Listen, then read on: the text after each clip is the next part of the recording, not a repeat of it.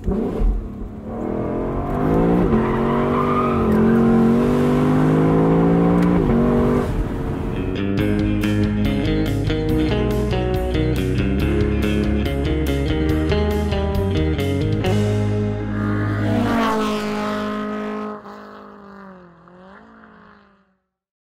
everybody, it's Charlie from Daily Motor, and would you look at this? It's the 2021 sleek, sexy, and beautiful Lexus LC500 in its new drop-top convertible layout. We're going to take a look at the car here, check out the interior, the way it drives, outside, everything you need to know about how cool this car really is. Check out these big, beautiful 21-inch wheels. They look great. They're one of the first things Alyssa over at Daily Motor noticed when this car pulled in. Just got such sexy, beautiful flowing lines. Really sharp design angles as well. They managed to do smooth, flowing, and sharp all together at once. Cool mixture of chromes and metals and plastics. Really all coming together nicely. Not a whole bunch of trunk space here, but for what it is, you can make do. Very smooth, very, very soft carpet back here. It's nice. This bag is actually for the wind deflector, which I have semi-installed, and you'll see in a moment. Pull that closed. No sort of power trunk, which is a little surprising here at this price point, but I'm not going to complain. I don't like power trunks anyway. These door handles are super neat. When you have the key in your pocket, it's actually how you lock and unlock the car. So right now it's unlocked and close the door, but if I were to walk away, I could push it in, and then the vehicle's locked, and someone can't walk up and open it without the key. But I have the key in my pocket. I push in here with my thumb. You can hear it unlock, and voila, I'm in. And I get to see this beautiful tan interior. Everything's just bathed in this tan leather. Feels great, looks cool. There's these flowing lines that start way back here on the door, go all the way up to the windshield. You got some Alcantara bits in there, nice carpet. We are missing floor mats for this car, strangely enough. Now the back seat is kind of standard luxury coupe 2+2 configuration. Move this wind deflector out of the way for a moment so that I can get in the back and show you just how snug everything is. Here you can see some speakers. There are speakers in the seats as well as one right here in the center. If you want to see more on the 13-speaker Mark Levinson reference system, check out the link in the description for our full review. Now, as you can see, at 5'10", I can't even fully bring the seat back into latched position with my legs in any sort of comfortableness, and I'm sitting way upright, just a very uncomfortable seat. I suppose I could sort of put my legs to the side. If your legs start to get too squished, the seat notices that and sort of moves up a little bit. But I couldn't be back here for probably more than 15 minutes. Just a quick drive down to get some ice cream or run to the store. But other than that, these seats are for children only. If not that, just things. You could put stuff back here. It's probably much more useful as a little storage area for some bags. Headroom would also be tight if the top were up. I'm really glad that Lexus included one of these wind deflectors because they do wonders on making the cabin even quieter with the top down. As you'll notice, we'll be able to drive with the top down at speed, and you guys will barely hear wind in the microphone. That's really impressive. Slide the seat back now. Again, just take in this big, flowing black area where the infotainment screen pops out of. Just an excellent job. I've always liked the interiors of the LC, and getting it in a convertible just makes it all that much better. Now the convertible top mechanism took me a long time to find. It's actually hidden right here, under there. Now with a lot of Lexuses, these wrist pads actually hide a little mirror underneath. But this one hides the convertible top operation. It's very quick. We'll do that here later on in the video. Also got a cup holder up here. Little center storage area that's removable for cleaning. Then if you pull this up, got a little center compartment. USBs, 3.5mm auxiliary input jack, whole bunch of goodies. And that slides closed as well for a sleeker look. All right, let's start this V8 up.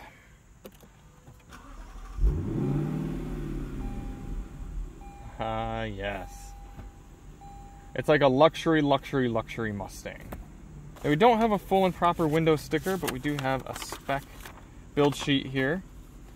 We'll go ahead and take a quick look through. 5-liter V8, 10-speed, automatic transmission, rear-wheel drive, Torsion limited slip diff, 21-inch wheels, 275s in the rear. In terms of options, paying $26.50 for the wheels, head-up display $900, limited slip diff $460, the touring package $52.90, and then $595 for the paint, all coming out to a final cost of $111,920.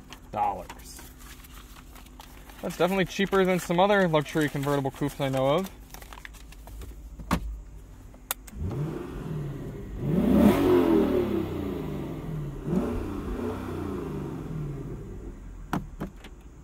The shifter is definitely interesting. It's similar to the Prius in its use.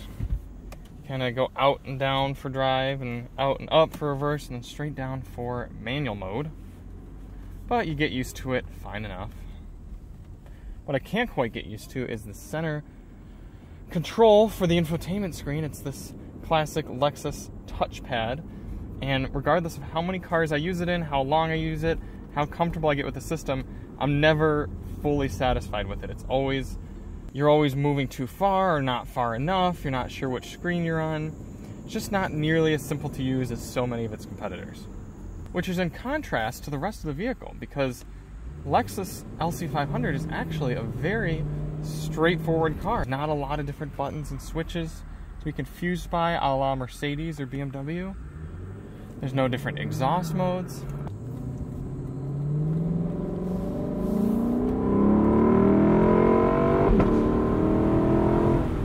Oh my. That sound just never gets old. We're going to drive just a little easy for the first few minutes here, and then we'll get on it near the end of the test. So you can just really listen to this V8 roar. The 10-speed in this car is really impressive in that when you're driving easy like this, it sort of just slurs through gears, very, very smooth shifts. But then when you get on it hard, it's just powerful, immediate downshifts and upshifts. And you don't even have to switch drive modes. You can just stay in normal or comfort, and it still knows how you're driving the car and it reacts appropriately.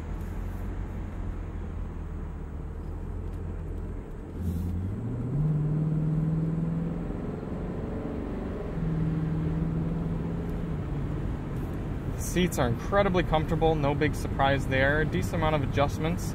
You do even have heated neck heaters right here that pump hot air right out your neck if you're driving around on a chillier day with the top down, but you've got heated and ventilated seats as well to help modulate your temperature.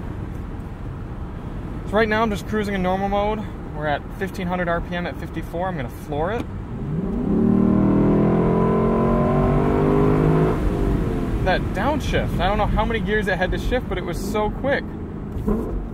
You'd think I were in Sport Plus right now.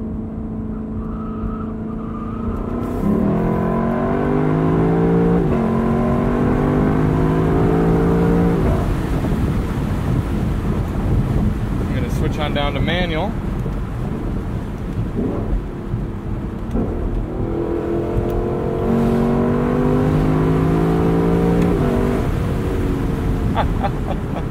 A car this luxurious and docile, you just don't expect it to make sounds and to act like that. It's a beast. Not only that, but if you switch off the traction control and stability control, you can really move around.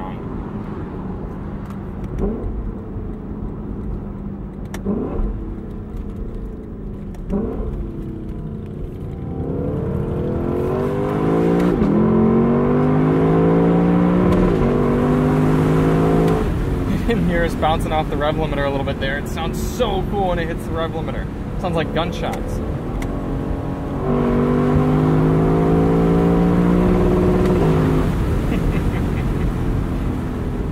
All right.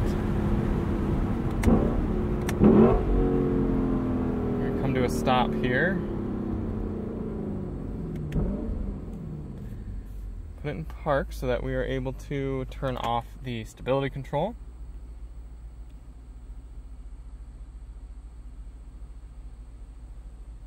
Alright, there we are. Going to go Sport Plus, Drive, and let's launch it. Oh, did not like that. Let's try again.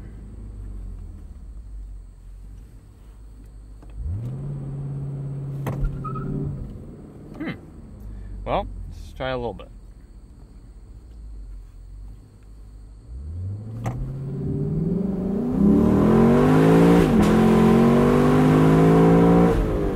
So it's certainly not the fastest car 0 to 60, but the sound in which you do it, it's almost like you don't care.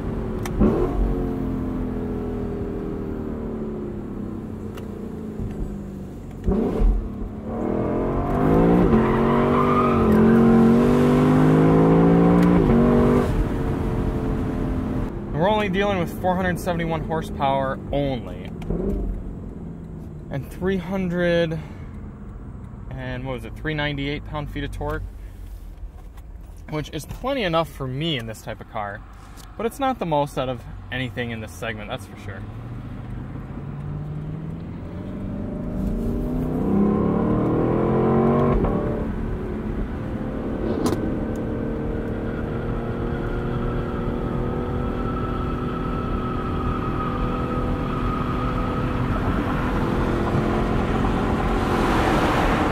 Normal mode, drive. Now this is a particularly loud section of highway, but I just want to show you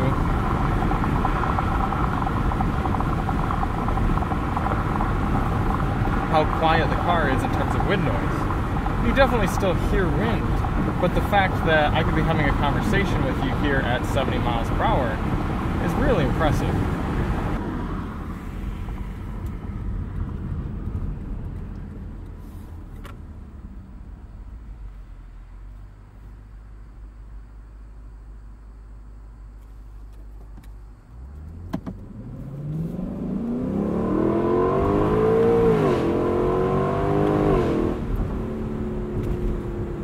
Hear how if you're not full throttle, it sort of smoothly shifts? Pretty clever.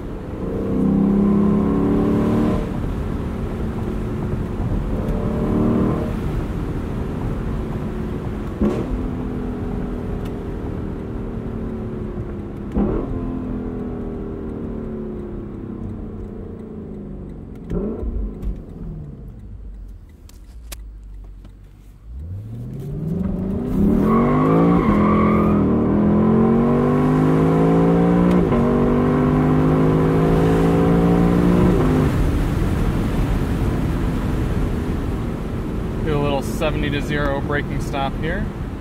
60 to 0. Plenty fast from 60 to 0.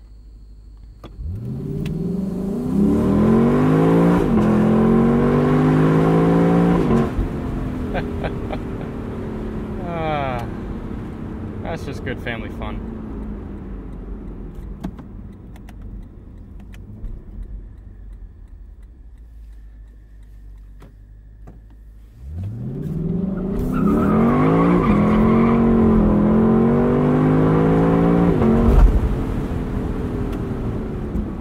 Now, put the top up. Very easy to do, and you can do it at pretty good speeds as well. It kind of comes up almost like a transformer. Big deck lid goes back, and top comes up. So you can see we can drive up to like even 20 miles per hour, no problem. Doesn't take very long either. All the windows up.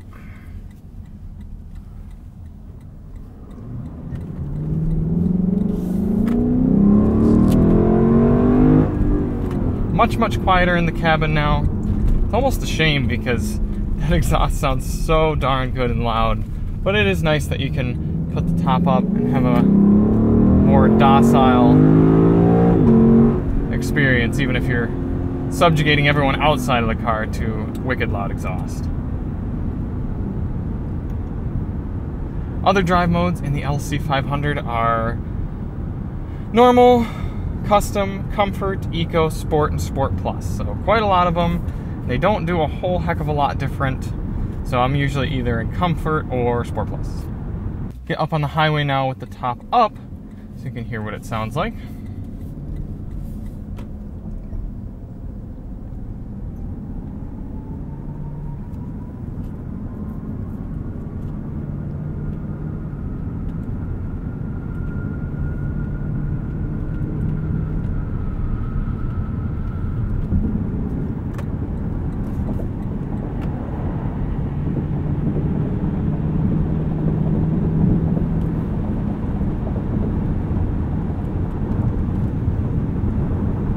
We are 70 miles per hour.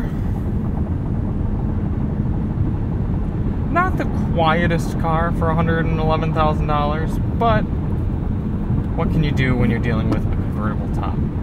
Just a little bit of extra road noise. This is a particularly loud section of highway, but you can hear it on all sorts of highways. Navigation works plenty fine enough as long as you can get used to the trackpad. When we were putting the top up, I realized that some of my microphone settings were such that a lot of those top-down driving sections might have had blown-out audio. So what we're going to do is put the top back down here. We'll actually test how quickly we can do it. And now that I've got the microphone set up properly, hopefully the sound is better. So it looks like we can go 28, 29, 30 miles per hour, 35. There we go, 35 miles per hour. Back into Sport Plus. Back into manual, away we go.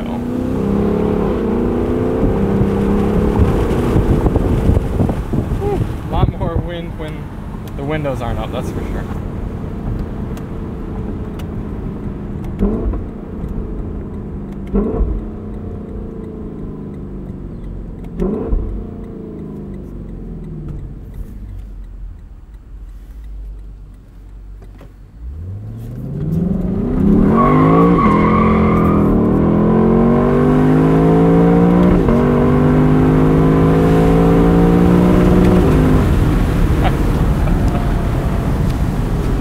They did such an amazing job with the ride quality too. You can just absolutely float around, and there really aren't many cars in this segment, especially kind of the $100,000-ish price range.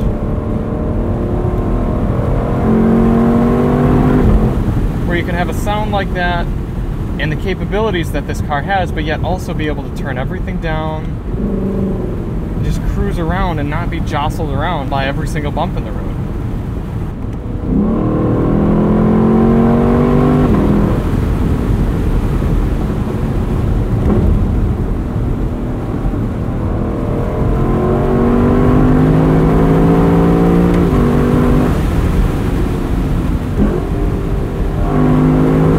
Listen to those vicious downshifts.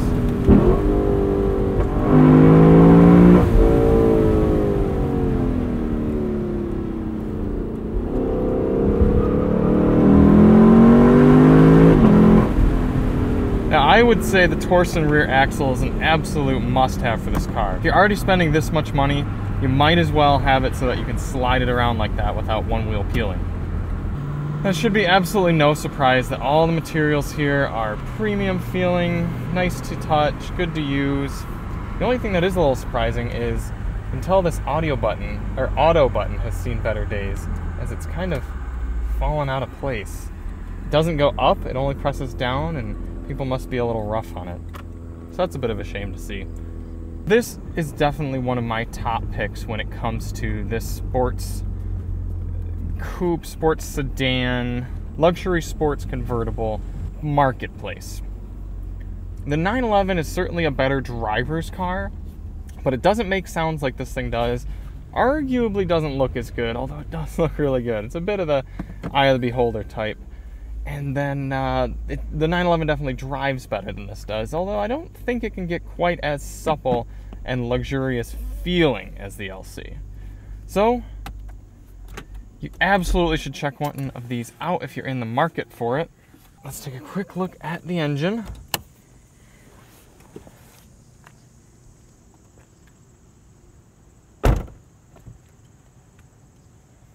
Nice, big, long, swooping hood.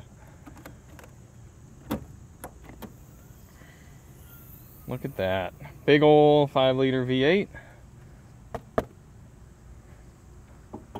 Some crossbar reinforcements there. Other than that, it's all hidden under plastic.